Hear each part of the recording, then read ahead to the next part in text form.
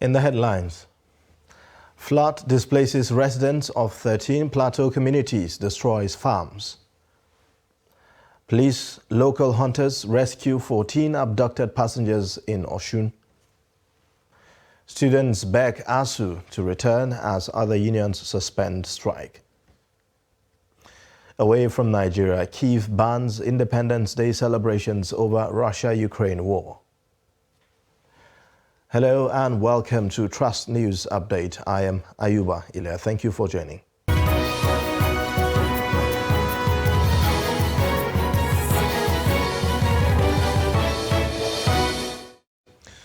Beginning with a sad story, rainstorm has ravaged about 13 communities in Langtang South local government area of Plateau State. The flood, which occurred on Monday night, also left hundreds of persons displaced, destroyed farmlands, property and bridges, leading to some communities. The residents of the affected communities told our correspondent that several houses were submerged following hours of downpour. They said that the destruction could lead to impending hunger as several farmlands were also affected. The chairman of Langtang South local government area, Honorable Vincent Bulus, had on his Facebook page confirmed the incident.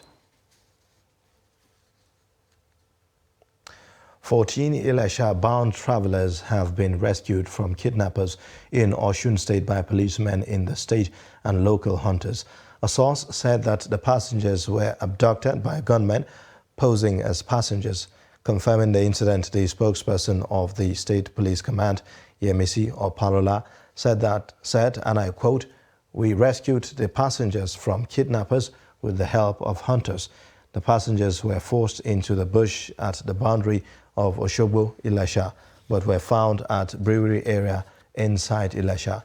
End of quote. According to the police, the passengers were abducted on Sunday. 2 children were reported dead while 3 adults sustained injuries when a building at Adeleye Street, Bariga, Lagos State collapsed on Sunday.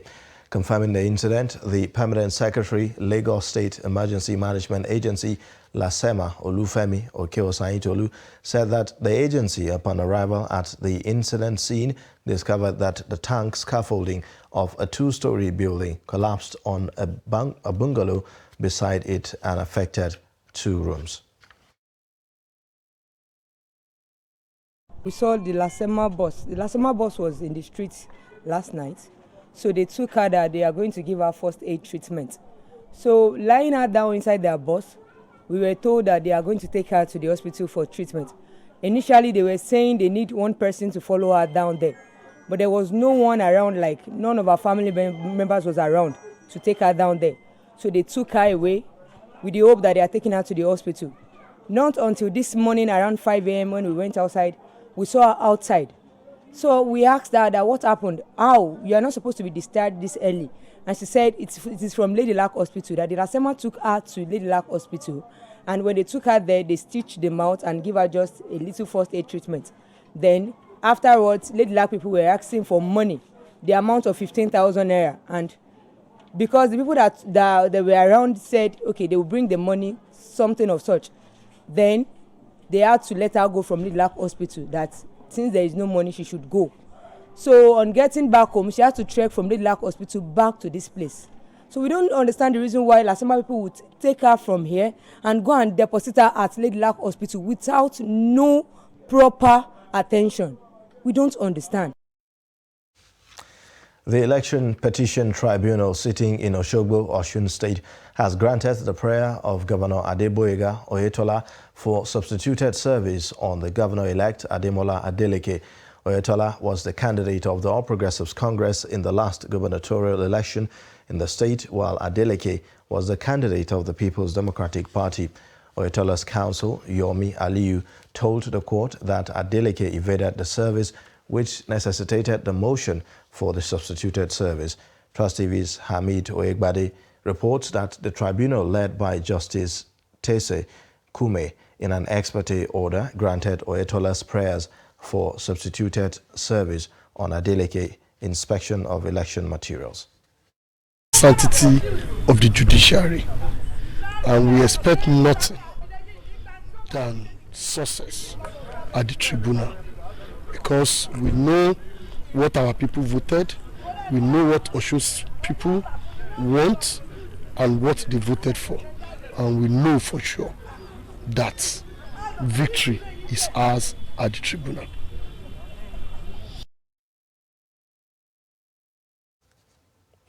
Now, the need for social media supporters of different political parties and candidates to restrict themselves to issue-based campaigns ahead of the 2023 general elections has again been emphasized.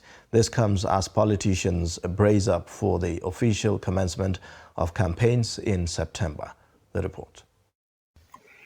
In Makurdi, the Benue State capital, residents have raised concerns over political bickering and smear campaigns by social media handlers.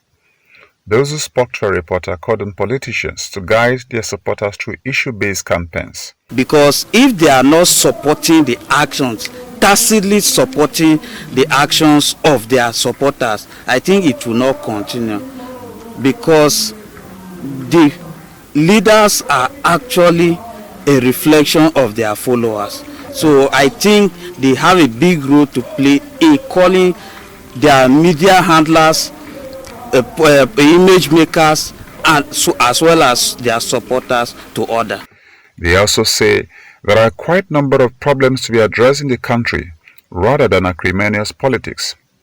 While insisting that Nigeria's democracy has come of age for politicians to adopt best practices as sustainable in mature democracies, residents want supporters focused on issues clogging the wheel of progress in the nation instead of acrimonious politicking.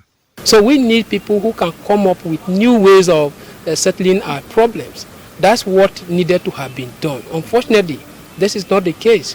What we have now is political parties, their candidates and supporters running down on others, their opponents.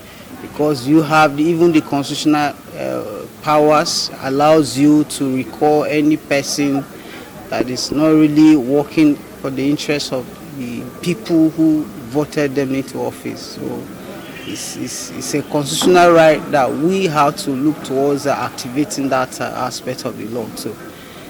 Anybody who feels he occupies any public office and he's not really ready to hear the cries of the people that voted him or his constituents, I think they have the powers to challenge him so that he will come back to order.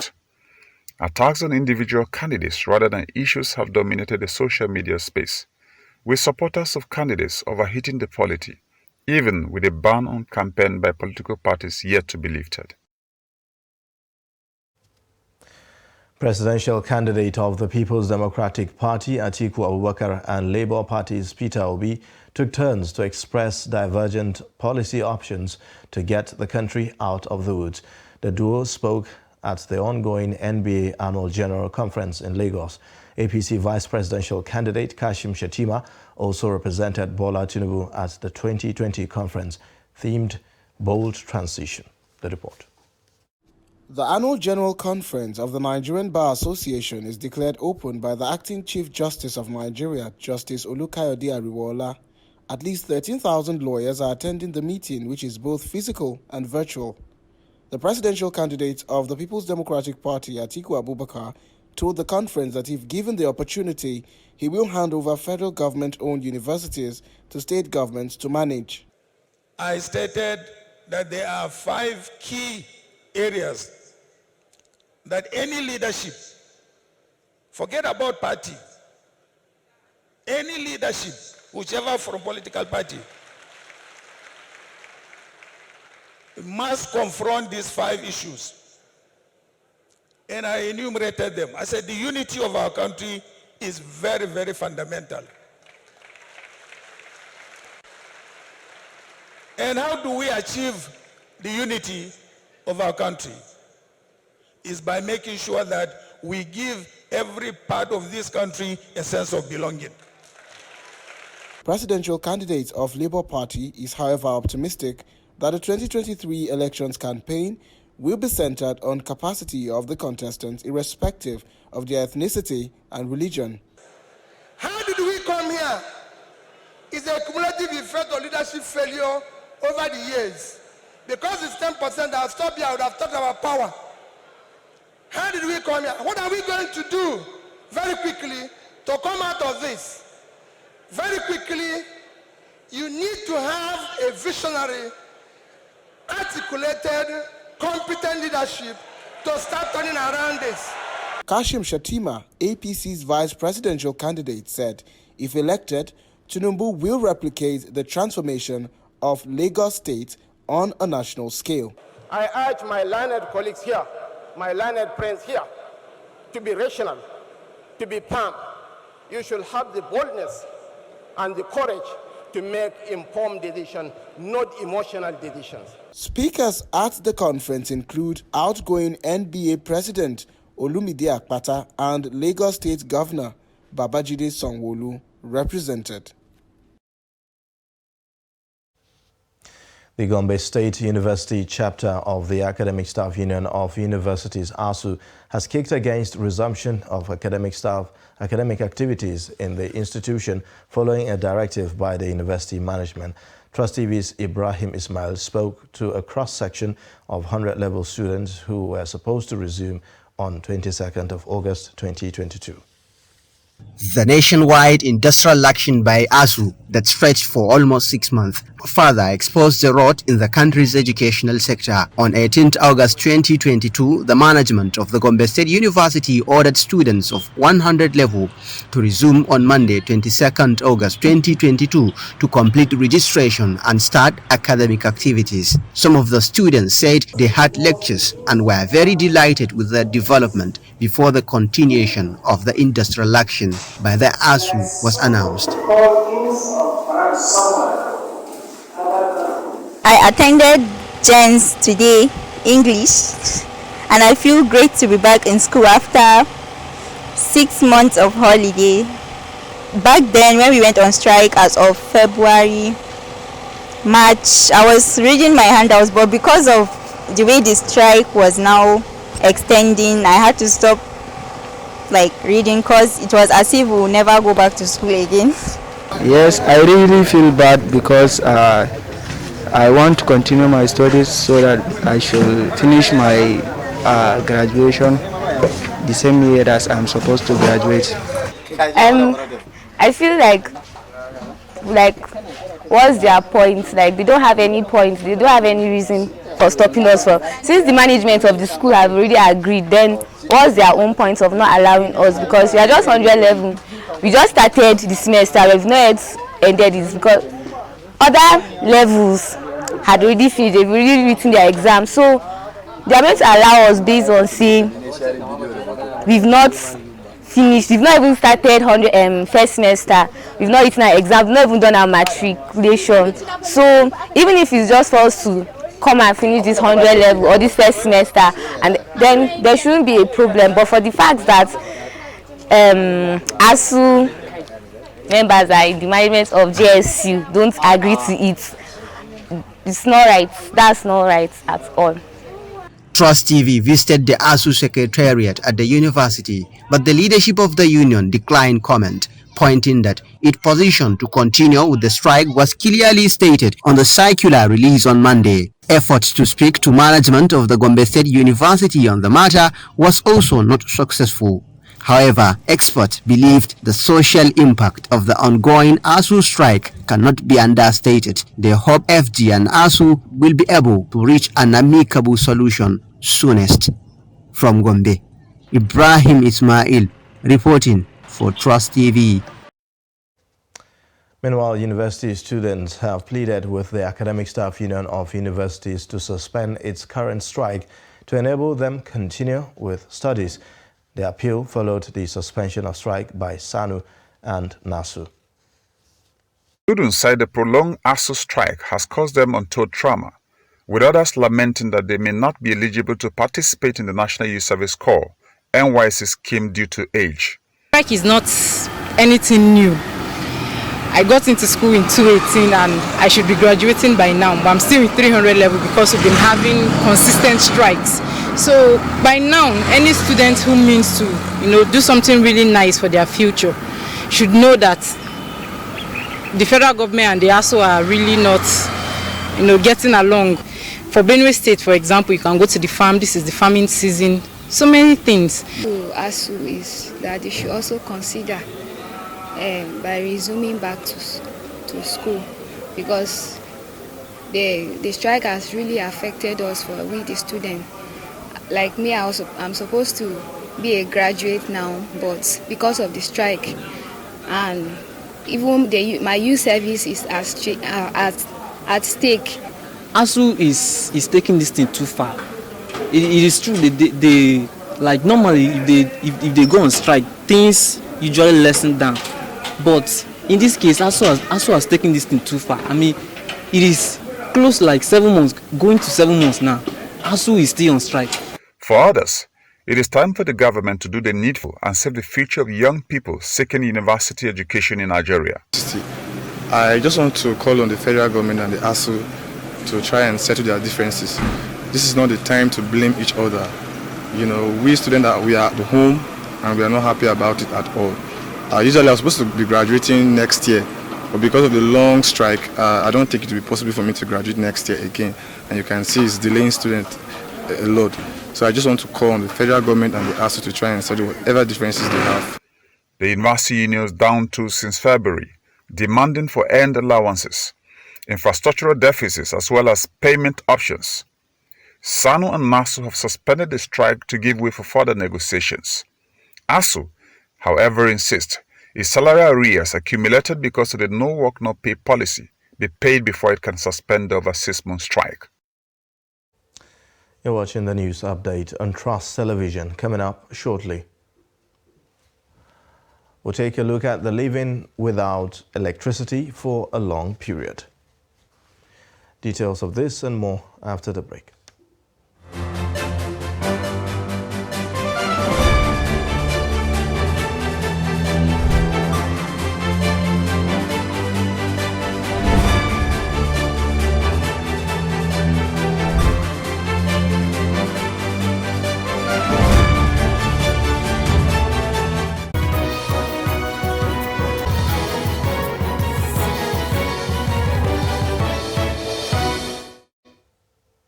Welcome back. Another look at the top stories.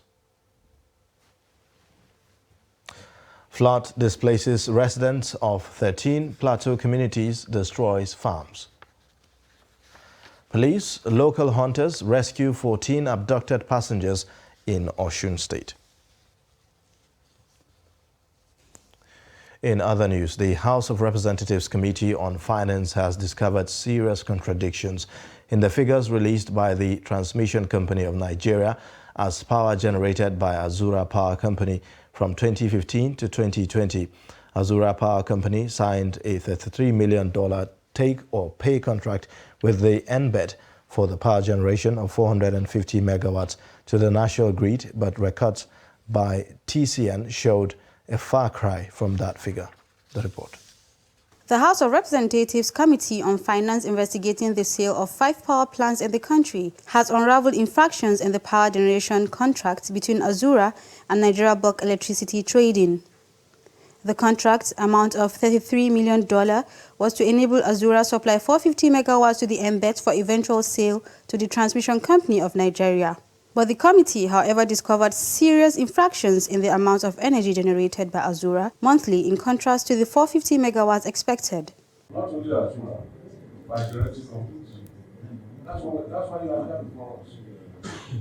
NBED was here on Friday, and they will still be here tomorrow or tomorrow too. So it's not closed.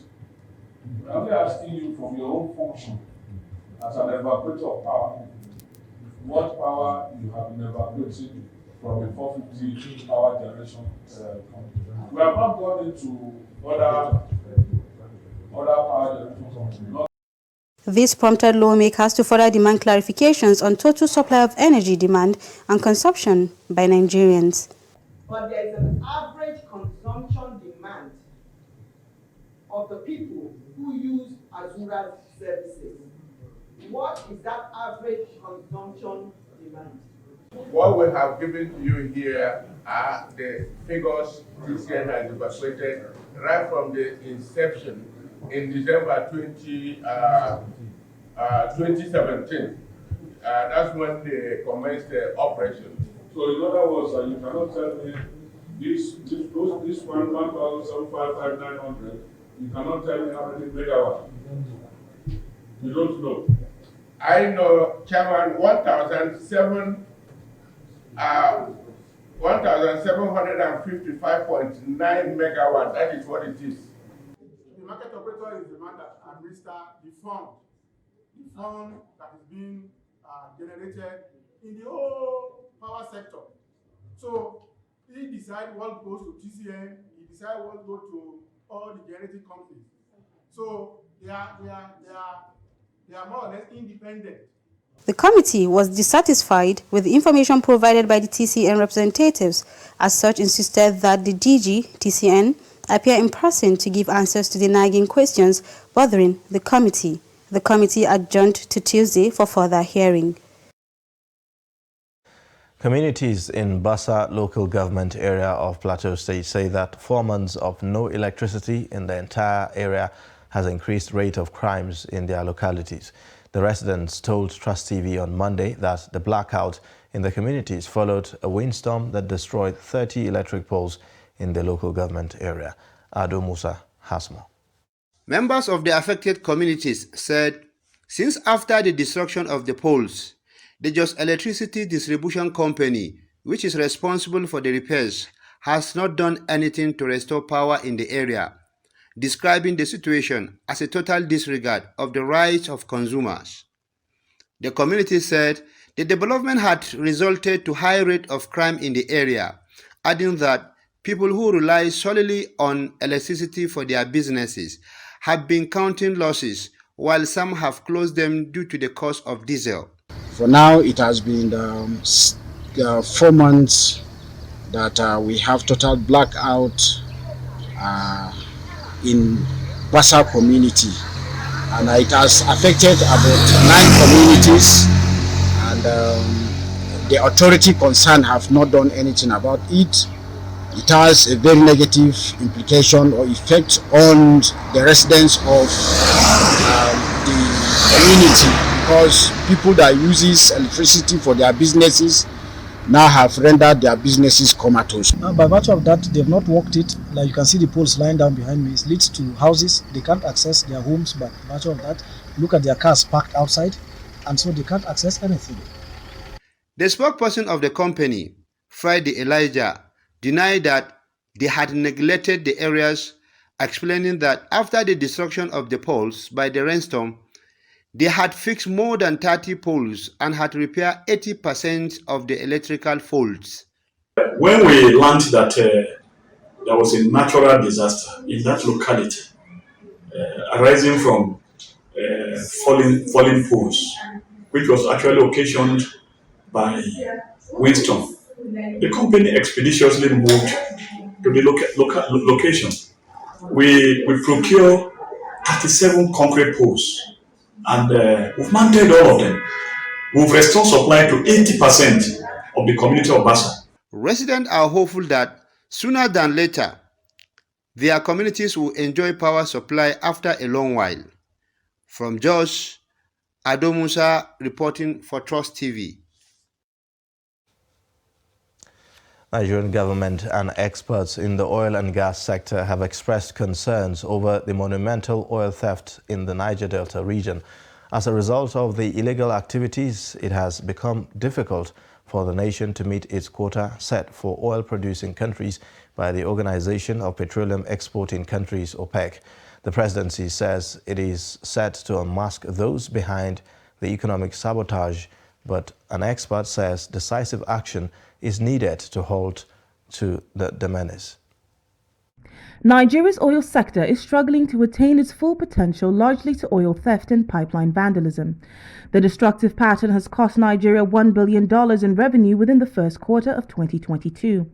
Despite the fact that the country is losing millions of barrels of crude oil, the Organization of Petroleum Exporting Countries, OPEC, recently increased Nigeria's quota. With such challenges, can the country meet up? We don't need these 650,000 barrels refinery in Lagos of Dangote.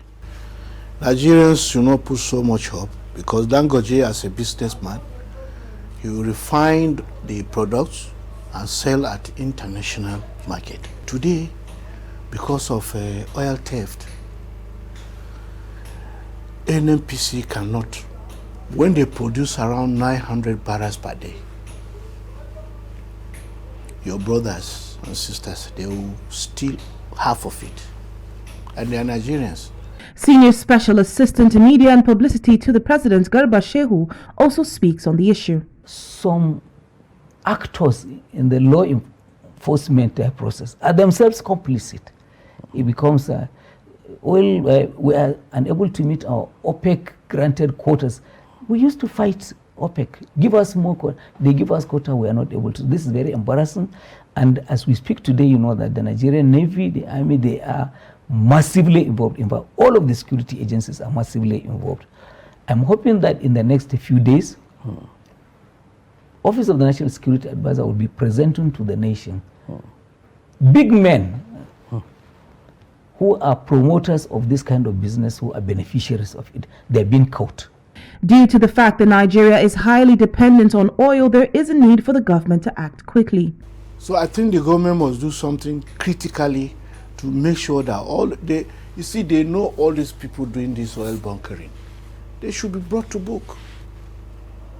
According to the Chief Executive Officer of the Nigerian Upstream Petroleum Regulatory Commission, NUPRC, Benga Komolafe, theft in Nigeria has increased to a daily average of 108,000 barrels in the first quarter of 2022 from 103,000 barrels in 2021. Chamun Dabeng, Trust TV News, Abuja. And now, away from Nigeria, Ukraine's capital, Kyiv, has banned public celebrations commemorating independence from Soviet rule, citing a heightened threat of attack from Russia. The Ukrainian capital is banning any type of mass gatherings, while the city's military administrator is ordering security forces to be ready to respond to any type of attack, like missiles and bombings. And that's a wrap on Trust News Update. Watch more via all our social media platforms, and don't forget to subscribe to our YouTube channel to watch live. I am Ayuba Ilya. Thank you for watching.